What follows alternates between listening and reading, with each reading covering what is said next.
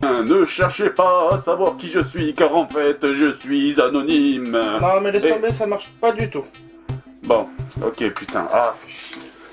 Bon, sérieusement, on rigole, mais en fait, si ça continue, on va pas rigoler longtemps, croyez-moi. Et en fait, si on est là aujourd'hui pour faire une vidéo tous en commun, c'est pour vous parler d'un sujet qui craint vraiment. Et oui, peut-être en avez-vous déjà entendu parler. Ou pas, car il semble que cette loi n'intéresse pas beaucoup Monsieur Pujadas ou Monsieur Pernaut.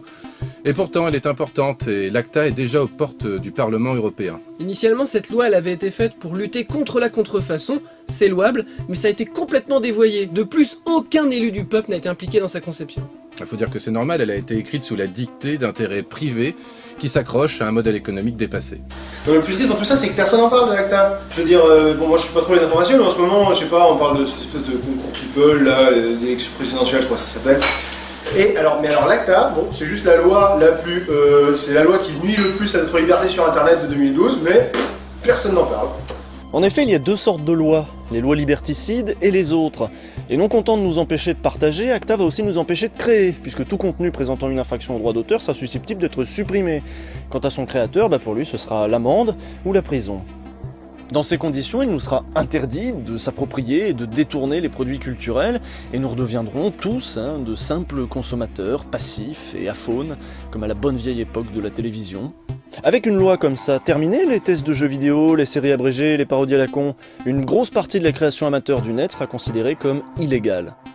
Bah ouais, braquage, viol, 5 ans. Et toi?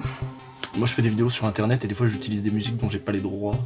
T'es un malade, tu me dégoûtes. Alors que peut-on faire? Aujourd'hui, des associations défendent vos droits et font pression sur les politiques avec des moyens simples et puissants mis à votre disposition. Il s'agit de pétitions, d'emails à envoyer.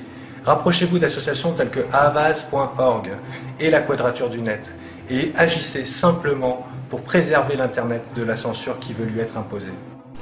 Est-ce que c'est utile? Oui. Par exemple, face au dernier rassemblement, l'Allemagne a fait machine arrière et a suspendu son vote sur le texte. Aux USA, la réaction massive des internautes a réussi à faire reculer les deux projets de loi américaines SOPA et PIPA qui, elles aussi, s'attaquaient à nos libertés individuelles. Alors, si vous ne voulez pas qu'Internet devienne un supermarché géant et si vous n'avez pas envie que YouTube devienne une plateforme de vidéos composée uniquement de vidéos de chats, allez visiter les liens en dessous et informez-vous sur ce qu'est réellement la loi ACTA. Bah moi je suis d'accord avec eux, les assurances AXA c'est vraiment des margoulins. Mais ils parlent pas des assurances AXA, ils parlent du traité ACTA. Bah c'est des margoulins quand même. Nous, ACTA, c'est une loi qui va nous foutre à poil.